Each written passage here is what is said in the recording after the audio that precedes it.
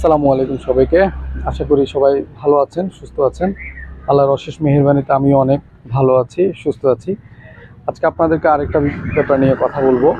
আজকে কথা বলবো, আপনি যখন দেখবেন আপনার মন, আপনার হৃদয় কোনো কারণে খুব চাপা হয়ে আছে, খুব ভারী হয়ে আছে, এবং আপনার মন খুব উদ্বিগ্ন উদ্বিগ্ন হয়ে পড়ছে, আপনি সর্বশক্তিমান সর্বশক্তিমান আল্লাহ সুবহানাহু ওয়া তাআলার সীমাহীন রহমতের কথা মনে করুন। ওনার অনেক রহমত উনি আমাদেরকে দিয়ে রেখেছেন। সেই রহমতের কথাগুলো আপনি সামনে আনুন। আপনি কি অবস্থার মুখোমুখি হচ্ছেন সেটি কোনো বিষয় না। সর্বশক্তিমান আপনার জন্য উপস্থিত আছেন, আপনার জন্য আপনার জায়গায় উনি ওখানে আছেন। সো আপনি আপনার অনেক কিছুর কারণে আপনার মন মানসিকতার অনেক ভারী হয়ে উঠতে পারে। আপনি অনেক এই